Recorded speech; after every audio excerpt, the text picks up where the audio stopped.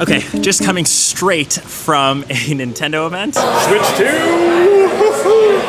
Just at Newark Airport because I'm actually not going back home. I'm heading straight from here to London for another event, so I won't have a chance to go back to my studio, hence filming in an airport. Switch 2, super cool. So big thanks to Nintendo for having me out here to check out the new device. Obviously my flights were delayed coming in. I've been here for maybe 12 hours, but here are my thoughts. Nice, short and sweet. It's been a while for new hardware. The Switch 1 was launched in 2017. If my math is correct, is that 8 years ago since new Switch hardware, or new Nintendo hardware, so super exciting. So first off, for the hardware, it's a larger device. The screen is 7.9 inches, it's LCD. I was hoping for an OLED model, but I'm thinking if you can judge by the Switch 1 timeline, eventually we'll see a Switch 2 Pro at some point. The screen, it does look great. The bezels were thin, it was nice and modern. The Joy-Cons now snap to the screen magnetically. There's no weird wiggle room in between the Joy-Con and the screen, which I initially thought might have been the case, but it still feels very secure, and you do need to press the physical trigger to remove the Joy-Con from the screen still. The launch colors being very Switch-esque, they kept it the same, so it's still the blue and the red with the entire console being black. I'm sure you can hear the airport sounds going off now. And once again, down that pipeline, I'm sure we'll see more color options become available. I was hoping for like a launch edition, maybe in conjunction with one of the Mario games, but unfortunately, just the black with obviously the red or the blue. I got to see the retail box, and you can also get a bundle from launch, so that's the console with Mario Kart World as, I guess, like a pairing, and it starts at $450 US or 629 Canadian. Am I surprised with the price? I was maybe hoping for $350 US, maybe, $550 Canadian. It's a little bit more than expected, but it isn't, too crazy out of the park. With the extra accessories, the one that I was most pumped about was the addition of the GameCube controller. So I grew up, obviously, playing the GameCube. Super Smash Bros. Melee was a big thing. The nostalgia of that in hand feels really good, and I think that's what Nintendo does super well. It holds onto their IP like Mario and creates such a special gaming experience. It always entices you back in. It brings you back in and puts a smile on your face the moment you pick up the controller. The Switch 2 is launching with 256 gigs of internal storage. You can still up that with a micro SD card. The ones that I always use, and they've now been updated for the Switch 2, these ones are from Lexar.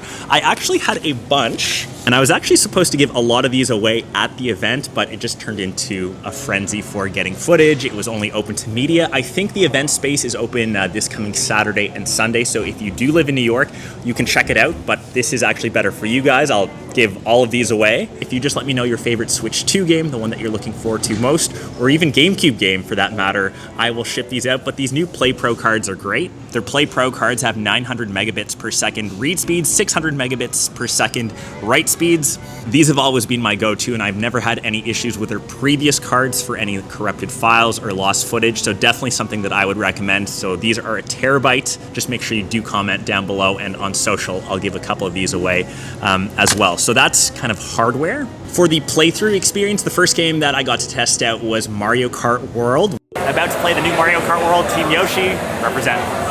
Like the name implies, it's an open concept or open world concept game with Mario Kart. It makes a lot of sense. I got to play both handheld, which is limited to 1080p on the screen, but once you have it docked, that gets up to 4K 120 hertz.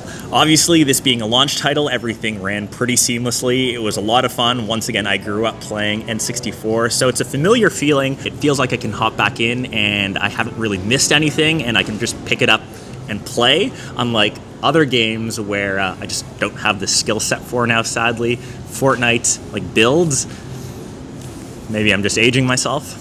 One of the most fun modes during the demos was the elimination mode, where they paired the entire room. So I think there was 30 or 40 of us playing in one single match, and as the laps went on, if you weren't a certain place, you would get eliminated. Finished 17th place, but it was a lot of fun. Big shoutouts to MJ, actually, who won it all at the very end. Sadly, there were no demos of the camera piece of hardware, which is a separate add-on, which you can use to play against people online. You can see your facial interactions for streaming, so that is still to to come. The game that I was actually most impressed with was Donkey Kong Bonanza. Once again, another launch title that looked gorgeous. It's an open world exploration where you get to mash the entire world. Anything you can start destroying, you get to pick up a lot of loot.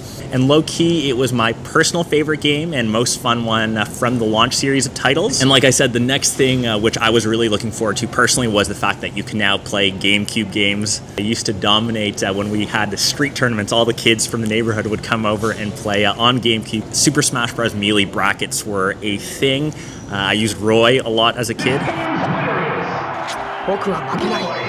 Sadly, they did not have that, but I did get to pick up Zelda Wind Waker, which obviously is a classic again. So if you haven't had the chance to play or you want to relive some nostalgia, it's a nice addition to have those GameCube games finally on the actual console. And last but not least, Nintendo didn't really mention the exact hardware going into the Switch 2. I did some digging and it is capable of DLSS upscaling and ray tracing. It is powered by a custom NVIDIA SoC. You're able to play some of the newer AAA titles, like I was playing Hogwarts Legacy. It's a better experience. Loading times are faster. It does seem a lot smoother. Is it up to par as a high-end gaming PC? We're not quite there yet. But yeah, overall just a great experience getting to get hands-on with a Switch 2 super early. So I'm curious if you are looking forward to the new console. Like I said, it's been a while since we've had any new hardware from Nintendo, and I feel like they have such a cult and fan following when it comes to some of their OG IP. So hope you guys enjoyed this vid. Let me know down below, and officially the Switch 2 is available on June 5th, so get your pre-orders in. I know on the Nintendo site, I think you have to actually sign up with your Nintendo account, so hopefully combating some of the crazy scalping that's been going on for things like Pokemon and all like overhyped things and new consoles that we've seen in the past couple of years. So hopefully you enjoyed this one. I'll hopefully be getting my official unit soon to unbox and share obviously my full thoughts as I get into it a bit more, and catch the rest of you in one of my next ones. Peace!